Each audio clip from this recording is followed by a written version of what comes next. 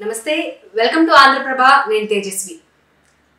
ఇండియాలో ఎలక్షన్స్ అంటే లోక్సభ ఎలక్షన్స్ వచ్చేటప్పటికి మొత్తం దేశం అంతా కూడా రసవత్తరంగా మారిపోతున్నాయి రాజకీయాలు.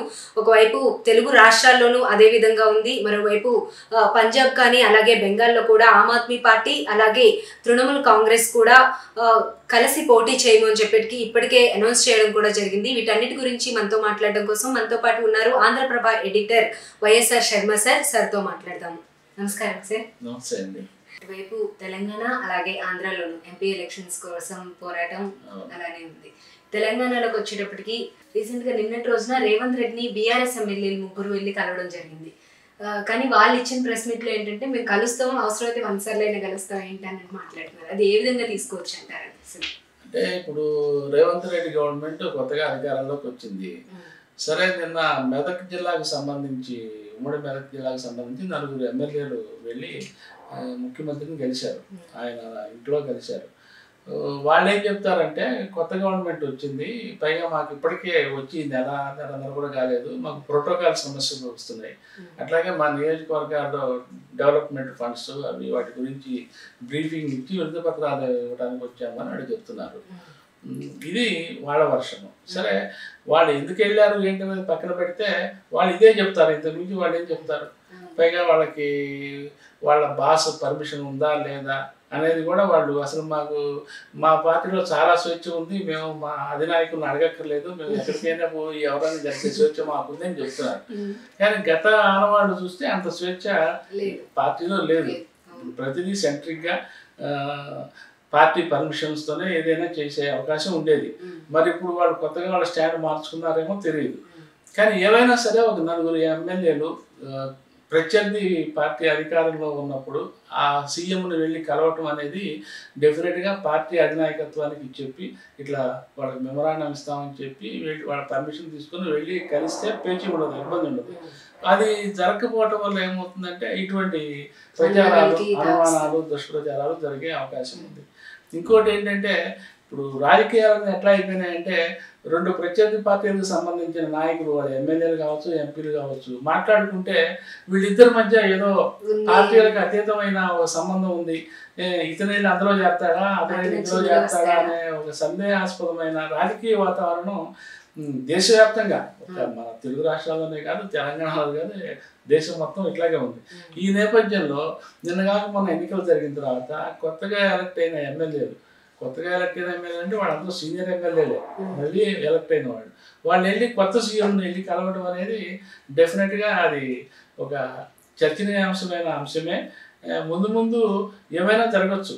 అందులో కాంగ్రెస్ మంత్రులేమో మాకు బీఆర్ఎస్ నుంచి చాలామంది లైన్లో ఉన్నారు, అది ఇది చర్చిస్తున్నారు, మేమే వాళ్ళని ఆపుతున్నాము అని చెప్తున్న నేపథ్యంలో ఒక్కసారి 4 ఎమ్మెల్యేలు వెళ్ళి ఆయన్ని కలవటము, ఆ వెంటనే ఇంటెలిజెన్స్ చీఫ్ వెళ్ళి కలవటము, దాంతో ఏంటంటే కొంచెం ప్రచారానికి ఊతం లభించినట్టు అయింది.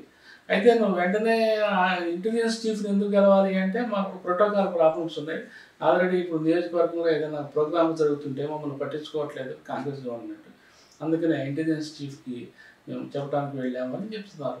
సో ఇది ముందు తేలాల్సిన విషయం తప్ప ఇప్పుడు మనం వాళ్ళ గురించి మనం అనుమానాస్పదంగా మాట్లాడుకునే ఇది కాదు. ఎందుకంటే by culture A party MLA అయినా ముఖ్యమంత్రిని, అట్లాగే ఏ పార్టీ ఎంపీ అయినా ప్రధానమంత్రిని కలిసే అవకాశం ఉంది, అధికారం ఉంది, ఆ స్వేచ్ఛ ఉంది. ఏమి ప్రతిపక్షంలో ఉన్నంత మాత్రాన ఇక ఎప్పుడు ముఖ్యమంత్రిని కానీ ప్రధానమంత్రిని కానీ కలవకూడదు అంటే మరి అతను ఒక ప్రజాప్రతినిధిగా తన నియోజకవర్గం మంచి చెడులు ఎవరికి చెప్పుకోవాలి? సో అందుకని దీన్ని సందేహించాల్సిన అవసరం అయితే లేదు. కానీ ముందు నిజంగానే కనుక వీళ్ళు బీఆర్ఎస్ నుంచి అటు చేరారనుకోండి, చేరితే అప్పుడు వీళ్ళు ఇప్పుడు చెప్తున్నారే వాళ్ళు మేము ఇందుకోసం కలిసాము మా నియోజకవర్గం, అది వాళ్ళ క్రెడిబిలిటీకి ఇబ్బందికరంగా మారుతుంది. పార్టీ మారడం అది వేరే విషయం అయితే, పార్టీ మారినా వాళ్ళు ఏం చెప్తారంటే ప్రతిపక్షంలో ఉన్నాం కాబట్టి గవర్నమెంట్ పట్టించుకోవటం లేదు, మా నియోజకవర్గం అభివృద్ధి కోసం మేము గవర్నమెంట్ పార్టీలోకి చేరుతున్నాం. గతంలో కూడా ఇప్పుడు బీఆర్ఎస్ గవర్నమెంట్లో ఉండగా కాంగ్రెస్ వాళ్ళు చేరినప్పుడు ఇదే చెప్పారు, చేరిన వాళ్ళు ఇదే చెప్పారు, గవర్నమెంట్ కూడా అదే చెప్పింది. అట్లాగే వీళ్ళు కూడా అదే చెప్తారు. సో అప్పుడు అది చెప్పి ఇప్పుడు ఇది చెప్తే ఏంటంటే వాళ్ళ వ్యక్తిగతమైన క్రెడిబిలిటీ కొంచెం క్వశ్చన్ మార్క్ అయ్యే ప్రమాదం ఉంటుంది తప్ప ప్రస్తుతానికైతే దీని మీద మనం, ఎందుకంటే వాళ్ళు కూడా ఓపెన్గా వచ్చి ఛానల్స్లో చెప్పారు, అంటే కమిట్ అయినారు మేము ఇందుకోసం వెళ్ళామని. సో వాళ్ళు ఆ మాట మీద నిలబడితే ప్రాబ్లం ఉండదు. లేదు అంటే ముందు ముందు జరిగే పరిణామాలు భిన్నంగా ఉన్నాయనుకోండి, అప్పుడు వీళ్ళ క్రెడిబిలిటీ ఆ రోజు అలా చెప్పారు, ఈరోజు ఇలా చేశారు అని జనం అనుకోవడానికి వీళ్ళు ఆస్కారం ఇచ్చినట్టు అవుతుంది. సరే, అయితే ఇప్పుడు తెలంగాణలో పరిస్థితి ఇలా ఉంటే, అంటే జస్ట్ క్వశ్చన్ మార్క్, కలవడం వల్ల ఏమైనా వచ్చే ఛాన్స్ ఉందా అనే క్వశ్చన్ మార్క్ మాత్రమే ఉంది. ఇక ఏపీలో చూసుకుంటే కనుక చేరికలు అనేవి ఎటు ఉన్న వాళ్ళు ఎటువైపు వెళ్తున్నారు అనేది అయితే సతమతంగానే ఉంది ఒక రకంగా. నిన్నగాక మొన్నే శ్రీకృష్ణదేవరాయలు రిజైన్ చేయడం జరిగింది పార్టీకి, అలాగే ఎంపీ పదవికి రెండింటికి కూడా. ఆయన ఎటువైపు వెళ్తారనేది అయితే ప్రస్తుతం క్వశ్చన్ మార్క్ అని ఉంది. అందులోనూ ఇప్పుడు వైసీపీ ఇప్పటి వరకు 4 జాబితాలు అయితే రిలీజ్ చేసింది, 5వ జాబితా కూడా రిలీజ్ చేయబోతుంది అంటున్నారు. ఇది ఇంకా ఎంతవరకు సాగే అవకాశం ఉందంటారు? ఇప్పుడు అక్కడ 175 సీట్లు ఉన్నాయండి. ఇప్పుడు మొత్తం కలిపి 100 సీట్లకు కూడా కొంచెం అటు ఇటుగా ఇంకా తక్కువే అయినాయి ఫిల్టరేషన్. సో మొత్తం 175 సీట్లు రివ్యూ చేయాల్సిందే. ఏమండి, ఆ రివ్యూ చేసే నేపథ్యంలో రోజువారీగా ఎంతమంది ఫిల్టర్ అవుతున్నారు, ఎంతమంది రిప్లేస్మెంట్స్ ఉంటున్నాయి, ఎంతమంది కొత్త వాళ్ళు ఉంటున్నారు అనే దాన్ని బట్టి ఆ లిస్టులు వాటిలో నంబరు ఆధారపడి ఉంటుంది అంతేగా. సో 5వ లిస్టుతోనే ఆగిపోతుందా, యాక్చువల్లీ 2-3 లిస్టులతోనే ఆగిపోతుందని మొదట ఒక ప్రచారం జరిగింది.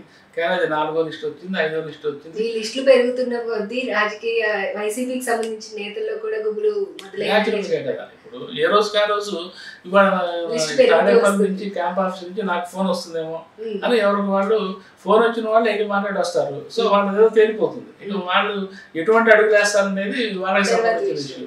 కానీ పిలుపు రాని వాళ్ళలో మాత్రం రోజు గుండెల్లో గుబులుగానే ఉంటుంది, ఈ రోజు వస్తుందేమో పిలుపు, ఈ రోజు వస్తుందేమో అని. ఇప్పటికీ రాకపోతే ఓకే నేను ఏదో సేవ్ అయినట్టుగా అనిపిస్తున్నది అని అనుకోవచ్చు, కానీ రేపు రావచ్చు చూడండి. సో ఇంకా ఇది దాదాపు ఇంకా ఒక 2-3 లిస్టులు ఉన్నా ఆశ్చర్యపడాల్సిన అవసరం లేదు. ఎందుకంటే చివరిదాకా 175 సీట్స్ని ఫిల్టర్ చేయాల్సిందే. ఆ 175 సీట్స్లో 2-3 రకాల వర్గీకరణలు ఉన్నాయి. ఒకటి పాతవాడిని ఉంచడమా, లేదా పాతవాడిని టోటల్గా తీసేయడమా, లేకపోతే రిప్లేస్ చేయడం, వేరే చోటకి మార్చి కొత్త వాళ్ళని మార్చడమా. ఇది ప్రాసెస్ జరుగుతున్నది. కాబట్టి ఇంకా ఈ లిస్టు యాక్చువల్లీ నిన్న కూడా తుది మెరుగుల్లో ఉంది అని చెప్పి అన్నారు. నిన్న కూడా తాడేపల్లిలో డిస్కషన్స్ జరిగినాయి. రకరకాల 3-4 జిల్లాల వాళ్ళని నిన్న పిలిచి మాట్లాడారు. ఇంకా మాట్లాడిన తర్వాత వాళ్ళ రిజల్ట్స్ ఏంటనేది ఈ లిస్టు ద్వారానే మనకు తెలియాలి. ఆ వచ్చిన వాళ్ళు కూడా వాళ్ళకు కూడా ఎటువంటి క్లారిటీ లేదు. జస్ట్ వాళ్ళ అభిప్రాయాలు విని వాళ్ళకి కొంచెం దాన్ని ఏమంటాము హిట్స్ ఇచ్చి పంపించడం తప్ప. ఇక ఈ ప్రాసెస్లో భాగంగానే మీరు అన్నట్టు గుంటూరు నరసరావుపేట ఎంపీ రావు శ్రీకృష్ణదేవరాయలు గారు నేను రిజైన్ చేశాను. అంటే పార్టీలో ఇతనేమో గుంటూరు పోటీ చేయమన్నారు, ఆయనేమో నరసరావుపేటకే కమిట్ అయి ఉన్నారు. సో ఈ నేపథ్యంలో నరసరావుపేటలో బీసీ క్యాండిడేట్కి ఇవ్వాలని అని గట్టిగా తీర్మానించుకున్నారని ఈయన ఒక నిర్ణయానికి వచ్చిన తర్వాత, కన్ఫర్మేషన్కి వచ్చిన తర్వాత అప్పుడు రిజైన్ చేశాడు. సరే, ఇక ఇట్లాగే ఇప్పుడు ఆయన ప్రయాణం ఎటుంటుంది ఏంటి అంటే తెలుగుదేశం వైపు ఉండొచ్చు అని ఒక ప్రచారం కూడా నడుస్తుంది. సరే, ఏ తెలుగుదేశం అయినా జనసేన అయినా అపోజిషన్ పార్టీలోకి వెళ్ళటము, వెళ్ళిన మరి ఎలక్షన్లు వస్తున్నాయి, ఎన్నికల నేపథ్యంలో టికెట్ సంపాదించి పోటీ చేయడం అనేది రాజకీయ నాయకుడి మౌలిక లక్షణం కదా. ఖాళీగా ఇంట్లో కూర్చోరు కదా. అందులో ఒక 5 ఏళ్ళు ఎంపీగా పోటీ చేసి కొన్ని అభివృద్ధి కార్యక్రమాలు చేసి అవి మధ్యలోనే ఉండిపోయిన తర్వాత అది తనకి గుర్తింపు ఉండదు, జనానికి ఉపయోగపడిన రీతిలో. జనరల్గా ఒక ఎంపీకి ఎట్లా ఉంటుందంటే, అరే నేను ఇంకా మళ్ళీ ఉంటే అక్కడే అవి కంప్లీట్ చేసి జనానికి ఉపయోగపడితే హ్యాపీ కదా, వాళ్ళు నన్ను గుర్తుపెట్టుకుంటారు అని. ఇప్పుడు కృష్ణదేవరాయలు వాదం కూడా అదే, జగన్ గారి ముందు వినిపించిన వాదం కూడా అదే. అంతకుమించి నాకు వేరే రిజర్వేషన్స్ ఏమి లేవు, అక్కడైతే నాకు ఉన్నాయి అని చెప్పి చేస్తాను అని చెప్పారు. సరే, ఇక ఆయన జనసేన వైపు పెడతారా, తెలుగుదేశం వైపు పెడతారా, ఏ పార్టీలోకి వెళ్ళినా అపోజిషన్ 2 అలయన్స్లో ఉన్నాయి కాబట్టి జనరల్గా టీడీపీ వాళ్ళే టికెట్ ఇవ్వచ్చని అంటున్నారు. ఇంకా అది టీడీపీ దుకాణం ఓపెన్ అయిన తర్వాత కానీ మళ్ళీ దాని సంగతి తెలియదు. అక్కడ మళ్ళీ ఎన్ని ఈక్వేషన్లు ఉంటాయి ఏంటి, అందులో శ్రీకృష్ణదేవరాయలు నరసరావుపేట లిస్టులో ఎన్నోవాడిగా ఉంటాడు ఏంటి అనేది మళ్ళీ అదొక సపరేట్ వ్యవహారం. ఈ నేపథ్యంలో ఏంటంటే ఇక కృష్ణదేవరాయలకి ఆప్షన్ లేదు, పోతే ఇంకా నెక్స్ట్ ఉన్నది ఏంటి, కాంగ్రెస్ ఉన్నది. ఇప్పుడు షర్మిల వచ్చిన తర్వాత తను మాట్లాడే విధానంలో కూడా ఇటు అన్నయ్య అయినా సరే జగన్మోహన్ రెడ్డి మీద కూడా బాగా గట్టిగానే మాట్లాడే ప్రయత్నం అయితే చేస్తున్నారు. ఆ పార్టీలో కూడా వైసీపీ నుండి ఎక్కువ మంది కాంగ్రెస్ లోకి వచ్చే అవకాశం ఉంది అనే టాక్ అయితే వినిపిస్తూ ఉంది. అది మీ మాటల్లో చెప్పండి సార్, అసలు అది ఎంతవరకు నిజం, మీ విశ్లేషణ ఏంటి? ఇప్పుడు షర్మిల గారు ఏపీ కాంగ్రెస్ చీఫ్గా అపాయింట్ అయిపోయిన తర్వాత రాష్ట్ర ప్రజల్లో కొన్ని సందేహాలు అన్నమాట నిజం. ఏంటి, ఆమె తెలుగుదేశం అండ్ జనసేన వీళ్ళని టార్గెట్ చేసి ప్రచారం చేస్తుందా, లేకపోతే వైసీపీని టార్గెట్ చేస్తుందా? నిజానికి జనసేన టీడీపీని టార్గెట్ చేయడానికి ఏమీ లేదు, ఎందుకంటే వాళ్ళు అపోజిషన్లో ఉన్నారు కాబట్టి. రూలింగ్ పార్టీలో ఉన్నది వైసీపీ. సో ఆ వైసీపీ పార్టీ అధ్యక్షుడు ముఖ్యమంత్రి ఆమెకి బ్రదర్ అవుతారు కాబట్టి ఆయన్ని ఎంతవరకు ఈమె ఓపెన్ అవుట్ అయ్యి ఫైట్ చేస్తారు, విమర్శిస్తారు. ఆమె ఎందుకంటే ఆమె చంద్రబాబు నాయుడు పవన్ కళ్యాణ్ విమర్శించే దానికంటే ఆమె చేసే విమర్శలకి ఎక్కువ ప్రొజెక్షన్ వస్తుంది, ఎక్కువ పదును ఉంటుంది. రాష్ట్రంలో ఉన్న సమస్యలు అందరికీ తెలిసినవే, 4 ఏళ్ల నుంచి చంద్రబాబు గారు చెప్తున్నారు, పవన్ కళ్యాణ్ గారు చెప్తున్నారు. కానీ అవే సమస్యలు ఈవిడ చెప్తే, రైజ్ చేస్తే దానికి ఉంటే వ్యాలిడిటీ వేరుంటుంది ఏమండి. సో అందుకని ఈమె బ్రదర్ని టార్గెట్ చేస్తారా లేదని సందేహం ఉండేది.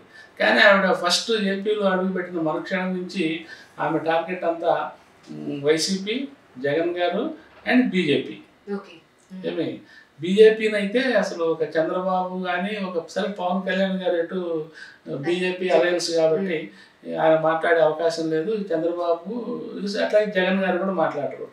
ఏమి వాళ్ళిద్దరి మధ్య ఒక సైలెంట్ అలయన్స్ ఉంది కాబట్టి ఈ చంద్రబాబు గారు ఆయన కూడా మధ్య మార్గంగానే ఉన్నారు. సో ఈ నేపథ్యంలో ఇన్నేళ్ల నుంచి బీజేపీని డైరెక్ట్గా టార్గెట్ చేసిన వ్యక్తి ఎవరు లేరు ఎక్సెప్ట్ షర్మిల గారు. సో ఇప్పుడు ఆ టార్గెట్ అంతా బీజేపీ అండ్ జగన్. అంటే జగన్ అండ్ బీజేపీ మధ్య ఉన్న నెక్సెస్ని ఈమె జనాల మధ్యకి గట్టిగా తీసుకెళ్తే అది బాగా వర్కౌట్ అవుతుంది, యాంటీ జగన్ ఎలిమెంట్ బాగా వర్కౌట్ అవుతుంది అనేది ఆవిడ ఒక స్ట్రాటజిక్గా ఒక ఆలోచనకి అయితే వచ్చినట్టు మనకు దీన్ని బట్టి తెలుస్తున్నది. సో అందులో భాగంగానే ఆవిడ ఏపీలో అడుగుపెట్టిన క్షణం నుంచి ఈ నినాదాలు ఎత్తుకొని సూటిగా ప్రశ్నించడం చేస్తున్నారు. ఇంకోటి ఏంటంటే ఆమె వచ్చిన తర్వాత జనంలోకి ఈవెంతో మనం తెలంగాణలో చూసినప్పటికీ ఆమె తెలంగాణలో కూడా జనంలోకి వెళ్ళారు, పోరాటాలు చేశారు. కానీ ఏపీలోకి వచ్చేసరికి ఆమె చాలా ఫ్రీ అయినట్టుగా అనిపిస్తుంది మనకి. ఆమె బాడీ లాంగ్వేజ్, ఆమె వాడుతున్న పదాలు, ఆవిడ ఇస్తున్న ఉపన్యాసాలు, ఏమంటే చేస్తున్న ఆరోపణలు, ఇవన్నీ చూస్తుంటే ఆమె తెలంగాణలో కన్నా ఏపీలో చాలా ఫ్రీ అయినట్టుగా మనకు అర్థం అవుతుంది. సో దాంతో ఏంటంటే ఆమె ప్రచారం కూడా ఇప్పుడు నిన్న శ్రీకాకుళం వెళ్ళారు. శ్రీకాకుళం అటు సైడ్ ఉత్తరాంధ్ర మధ్యలో బస్సు ఎక్కి అక్కడ ప్యాసింజర్స్తో మాట్లాడి వాళ్ళతో మాటలు కలిపి, అంటే ఇదంతా ఏంటంటే ఒక న్యూ వేవ్, కొత్త వరవడి. ఇప్పుడు జగన్ గారు ఇంతవరకు అటువంటి పని చేయాల చెప్తున్నా, అదేదో మహా అద్భుతం అని కాదు, అంటే ఒక వేరియేషన్, ఒక కొత్త రిక్రియేషన్ తేవటం అన్నమాట. అంటే ప్రచారంలో కొత్త పుంతలు తొక్కడం ద్వారా జనాన్ని ఆకర్షించడం. ఫస్ట్ జనం మీ వైపు చూశారనుకోండి, అప్పుడు మీరు చెప్పడం మొదలు పెడితే మీరు చెప్పేది వింటారు. సో అదొక స్ట్రాటజిక్ స్టెప్. ఈ విషయంలో ఆమె ఫస్ట్ ఫేజ్లోనే సక్సెస్ అయినట్టు కనిపిస్తున్నారు. ఆవిడ ఫస్ట్ డే మాట్లాడిన మాటలకి 1-2 గంటల తర్వాతనే వైసీపీ నుంచి కీలకమైన నేతలు రియాక్ట్ అవ్వాల్సిన పరిస్థితి వచ్చింది. సత్తర్ గారు మాట్లాడారు, బొత్స గారు మాట్లాడారు, అట్లాగే మినిస్టర్స్ 1-2 డిప్యూటీ చీఫ్ మినిస్టర్స్ జిల్లాలో మాట్లాడారు. అంటే దీన్ని బట్టి ఏంటంటే షర్మిల ఒక రికనింగ్ ఫోర్స్ లాగా వస్తున్నదేమో అని వైసీపీతో సహా అన్ని పార్టీల వాళ్ళు ఒక భావనకు వచ్చే వాతావరణం అయితే ఆమె క్రియేట్ చేసుకున్నారు. ఇది ఫస్ట్ ఆమె సక్సెస్ఫుల్ ఫార్ములా ఇది. ఇక నిన్న నుంచి వాళ్ళు ఎంత స్పీడ్గా ఉన్నారంటే దరఖాస్తులు తీసుకుంటున్నారు అభ్యర్థులు. అసలు ఇది చాలా వినడానికి కూడా చాలా ఆశ్చర్యంగా ఉంది. కనిపించలేదు. నిన్న మొన్నటి దాకా అసలు కాంగ్రెస్ అసలు దానికి పార్టీ ఆఫీసు, విజయవాడలో పార్టీ ఆఫీసు రోజు తెరుస్తారా లేదా రుద్రరాజు గారు ఉన్నారు కానీ రోజు ఆయన ఆ పార్టీ ఆఫీస్కి వెళ్తారు. కానీ ఆయన పనాన్ని ఆయన చేసుకుంటూ పోతున్నారు, ఆయనకు సాధ్యమైంది. కానీ ఉన్నట్టుండి ఒకసారిగా ఏపీలో కాంగ్రెస్ హైప్ వచ్చిన వాతావరణం అయితే సృష్టించగలిగారు.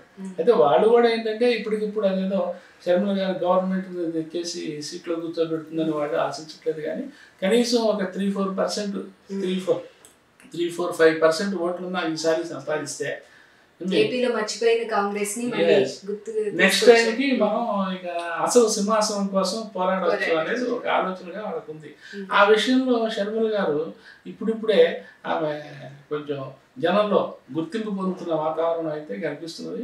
ఇక ముందు ముందు నేను అనుకోవటం ఈ అసెంబ్లీ ఎన్నికల్లో ఒక వైసీపీ, ఒక తెలుగుదేశం, జనసేన అలయన్స్ అండ్ కాంగ్రెస్ ఈ మధ్య త్రిముఖ పోటీ వాతావరణం అయితే వస్తే ఇక బీజేపీ కూడా ఇప్పటిదాకా బీజేపీ పెద్దగా గొంతెత్తి దానికి సీట్లు లేకపోయినా ఓట్లు లేకపోయినా గొంతెత్తి కూడా మాట్లాడలేదు.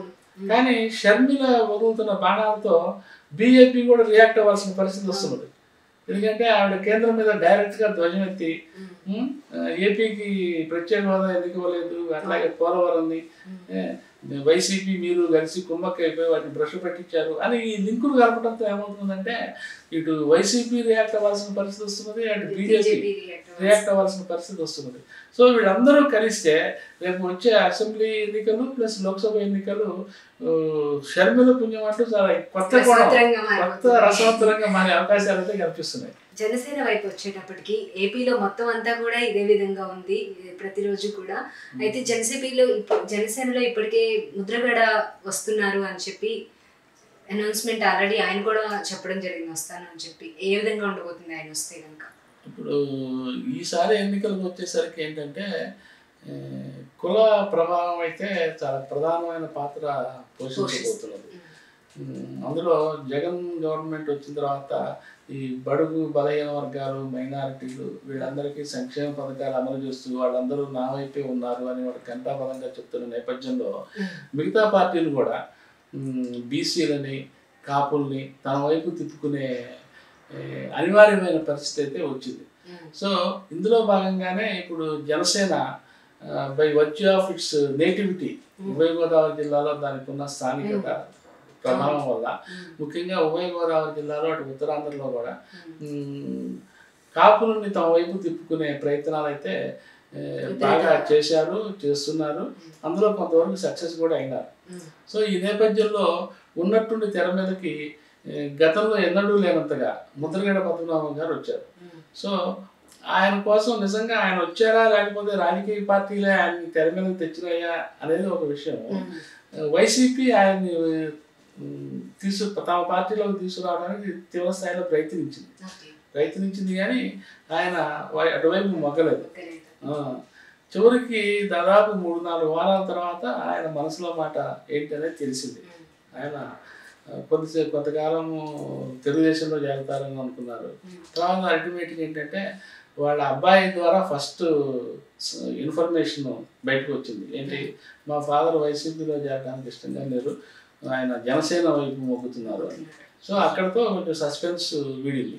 ఇక ఇప్పుడు అల్టిమేట్గా ఏంటంటే పవన్ కళ్యాణ్ గారు ఫార్మల్గా ఆయన కలిసి పార్టీలోకి ఇన్వైట్ చేయటము, దానికి ఆయన ఓకే చెప్పి ఫార్మల్గా పార్టీలో చేరటము, అది ఒక అకేషన్ చూసి చేరటం అనేది జరిగే అవకాశాలు అయితే స్పష్టంగా కనిపిస్తున్నాయి. సో ఆయన జనసేనలోకి వస్తే ఏం జరుగుతుంది అంటే డెఫినెట్గా ఆయన ప్రభావం అయితే కనిపిస్తుంది. అక్కడ ఉభయ గోదావరి జిల్లాలో ముద్రగడ ఫ్యాక్టర్ అనేది జనసేనకి మంచి ఫెచ్చింగ్ పాయింట్గా ఉంటుంది. అట్ ది సేమ్ టైము మరి ఆ జనసేనకి ఫెచ్చింగ్ పాయింట్గా ఉన్న దాన్ని వైసీపీ దాన్ని ఎట్లా కంబ్యాట్ చేస్తుంది, దాన్ని ఎట్లా అధిగమిస్తుంది అనేది ఈ వైసీపీ మరి ఏం వ్యూహం వేస్తుంది అనేది చూడాలి. సో మొత్తానికి ముద్రగడని జనసేన ఆకర్షించగలగడం అనేది ప్రతిపక్షానికి ఒక ప్లస్ పాయింట్గానే మనం భావించాలి. Okay sir, thank you so much sir. ఇది ఇవాళ విశ్లేషణ. ఇటు రాష్ట్రాల్లోనూ 2 తెలుగు రాష్ట్రాల్లోనూ అలాగే నేషనల్ వైడ్గా కూడా ఎలక్షన్స్ అనేవి చాలా రసవత్రంగా మారబోతున్నాయి. డిఫరెంట్ సిచ్యువేషన్స్ అయితే చూడాల్సిన పరిస్థితి అయితే వస్తుంది. ఇంకా చూడాలి ఏం జరగబోతుంది అనేది. ముఖ్యంగా ఏపీలో వచ్చేటప్పటికి వైసీపీలో ఇప్పటి వరకు 4 జాబితాలకు సంబంధించి అయితే మొత్తం కంప్లీట్ అయిపోయింది. 5వ జాబితా కూడా రిలీజ్ చేయడానికి వైసీపీ సిద్ధంగా ఉంది. ఇంకా ఎన్ని జాబితాలు వస్తాయనేది కూడా సస్పెన్స్ గానే ఉంది. మరోవైపు షర్మిల వైపు కూడా చూస్తే కనుక ఏపీలో ఇంతవరకు కనిపించిన కాంగ్రెస్ ని నిద్ర లేపి తీసుకొచ్చిందనే చెప్పాలి. చూడాలి ఇంకా ఏ విధంగా జరగబోతుంది ఏపీలో ఎలక్షన్స్, అలాగే నేషనల్ వైజ్ గా ఎలక్షన్స్ అనేవి ఎలా జరగబోతున్నాయి అని చూద్దాము. Keep watching Andhra Prabha. Thank you so much.